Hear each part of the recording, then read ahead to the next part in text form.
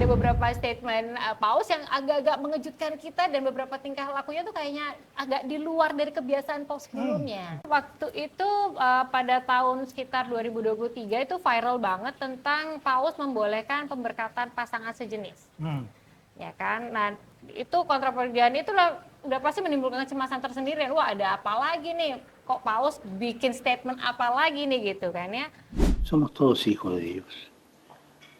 Y Dios nos quiere como estamos y con la fuerza que luchamos cada uno por nuestra dignidad. El ser homosexual no es un delito. No es un delito. Sí, pero es pecado. Bueno, primero, distingamos pecado por delito. Pero también es pecado la falta de caridad con el prójimo. ¿Y vos cómo andás? Cada hombre y cada mujer tiene que tener una ventana en su vida donde pueda volcar su esperanza y donde pueda ver la dignidad de Dios. Y ser homosexual no es un delito, es una condición humana. Bisa diceritain nggak sebenarnya persis seperti apa sih kok sampai jadi kontroversial? Iya, saya kira bahwa menimbulkan pro kontra kecemasan umat Katolik itu pasti. Ya. Tapi apakah itu betul demikian yang dikatakan oleh Paus ya? Apakah media salah kutip? Apakah pembaca termasuk umat Katolik juga salah memahami apa yang tertulis dalam berita? Langsung ke trigger gitu. Ya, trigger. Karena memang bad news is good news. Gitu kan, kata wartawan gitu. Bisa dipelintir dikit jadi ramai. Tapi oke, bahwa kita melihat bahwa sejak tahun 2021 Paus itu sudah memberikan batasan yang tegas tentang LGBT itu. Ya. Jadi Paus mengatakan para pastor tidak bisa memberkati pernikahan-pernikahan sesama jenis karena Tuhan tidak bisa memberkati dosa. Nah, kenapa demikian? Karena memang kita tahu bahwa pada tahun-tahun sebelumnya itu memang ada tindakan yang saya kira juga secara universal itu tidak membenarkan tindakan-tindakan yang orang sekarang bilang LGBT itu. Kemudian juga pada tahun 2023 kalau nggak salah 21 Oktober itu Paus mengatakan pasangan sesama jenis harus diizinkan melakukan persatuan sipil. Jadi ini pertama-tama karena Paus yang mengatakan, orang mengatakan seakan-akan itu menjadi urusan agama. Urusan gereja, urusan para uskup dan para pastor dan sebagainya. Tapi sebenarnya bahwa apa yang terjadi dalam relasi mereka itu adalah relasi hubungan sosial. Jadi harus dibereskan di dalam konteks sipil. Ya. Jadi yang hubungan semacam ini dalam gereja Katolik adalah sesuatu yang jelas tidak biasa, sesuatu yang menyimpang, sesuatu yang tidak sesuai dengan kodrat penciptaan manusia oleh Allah. Karena dalam kitab Kejadian kita tahu bahwa dengan pernikahan itu Allah menyatukan pria dan wanita menjadi satu daging. Pria dan wanita. Ya, statementnya sangat jelas. Sangat jelas di situ. Ya. Memang juga ada pemelesetan dari kata-kata Paus. Paus mengatakan kaum homoseksual punya hak untuk berkeluarga. Memang Paus pernah mengatakan itu.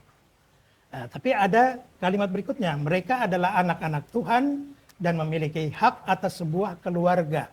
Tidak ada yang boleh dibuang atau dibuat sengsara karena perbedaan mereka itu. Jadi artinya di sini saya kira saya mencoba memahami bahwa bagi Paus juga mereka membutuhkan keluarga itu bukan berarti mereka membangun keluarga baru.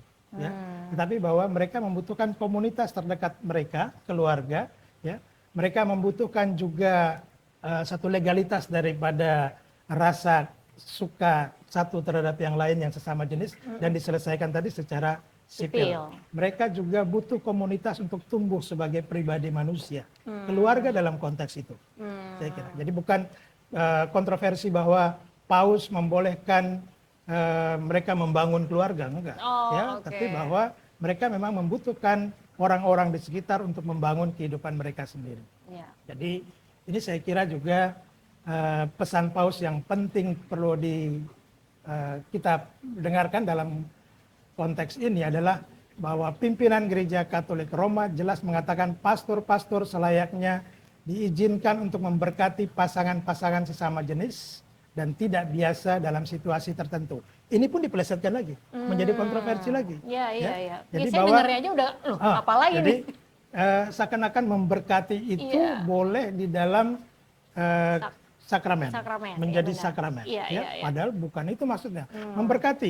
Katakanlah bahwa seorang gay, seorang yang LGBT gitu ya. datang pada Romo, Romo, saya mau ke luar negeri, mohon berkat dong. Boleh dong dia diberkati, Iya. ya, boleh dia diberkati. Iya. Ya, beda dengan kalau katakanlah bahwa yang pasangan lesbian atau pasangan homo datang, Romo kami mau diberkati dalam sakramen. Nah, itu nggak boleh. Ah, Itu iya, sama iya, sekali nggak iya, boleh. iya, Ya. iya, iya. Jadi tegas gereja mau mengatakan itu, ya. Karena bahwa- tadi jelas ya perkawinan itu Betul. laki-laki dan Laki-laki perempuan. Jadi Ya, pemberkatan itu seharusnya menjadi pemberkatan sakramen itu sesuai ritual keagamaan gereja, Tidak ya, boleh.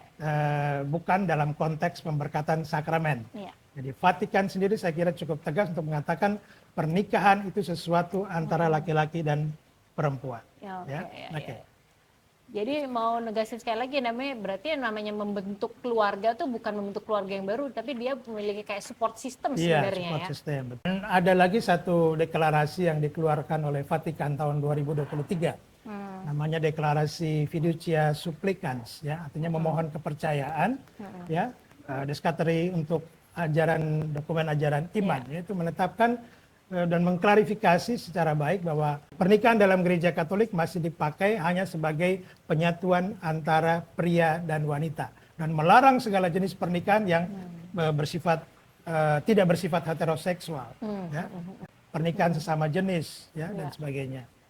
Ya. Jadi kalau misalnya kita berbicara tadi ya, kita melanjutkan lagi tentang hidup berkeluarga dengan pengertian gereja Katolik, berarti ketentuannya tadi ya, perkawinan antara laki-laki dan perempuan, kemudian yang bertujuan untuk kebaikan pasangan, kelahiran dan pendidikan anak-anak. Berarti Ya. ada prokreasi di situ Oh ya. iya. Dan Jadi itu- memang perkawinan Katolik itu kan artinya bersatunya pria dan wanita Ya, yang disahkan dalam sakramen, Ya. dan di situ terjadi apa yang disebut ratum dan konsumatum.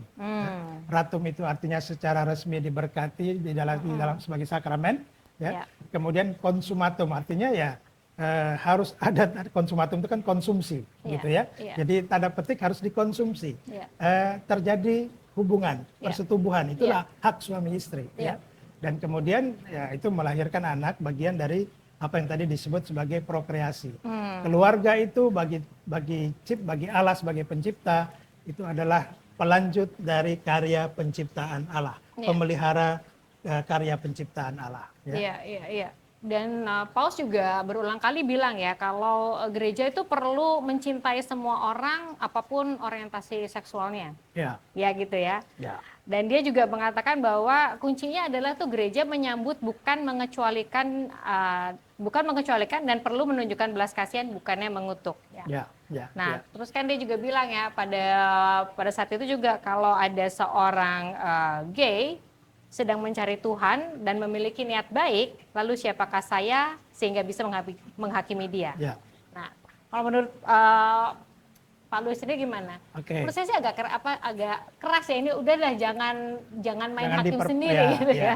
Jangan main hakim dan jangan diperpanjang soal Iya. gosip-gosip segala isu Iya, itu. Bahkan Paus sendiri mengatakan ya siapa saya sehingga harus menghakimi mereka. Mereka juga adalah manusia, Iya. mereka butuh kehidupan, Iya. ya. Mereka juga adalah bagian dari eklesia domestika Iya. atau gereja kecil yang juga perlu tumbuh di sana, ya. Mereka itu juga perlu disambut, perlu diterima, perlu dikasihani, ya, perlu didukung dalam kehidupan mereka. Jadi bukan menjadikan mereka sebagai orang yang disingkirkan. Iya. Berarti dalam konteks ini ketika Paus sudah berani bilang kita harus mencintai semua orang, kita berani nggak sih untuk melakukan hal yang sama ya, meneladan hal tersebut gitu ya? Ya, saya juga ingat bahwa ketika Paus berbicara soal LGBT, ya, media-media mengutip dan sebagainya, itu kelompok-kelompok LGBT itu senang. Jadi mereka menyambut baik bahwa ada komentar, ada istilah gay yang muncul dari seorang pemimpin spiritual di depan umum, ya. Dan itu bagi mereka suatu penerimaan, suatu apresiasi dari seorang pemimpin seperti Paus, pemimpin gereja Katolik. Dan pada tahun 2016, Oktober 2016, itu Paus Fransiskus mengatakan, ketika seseorang yang gay, ya, seorang yang gay itu tiba di hadapan Yesus, Yesus tentu tidak akan berkata, pergilah karena kamu seorang homoseksual. Enggak. Ya.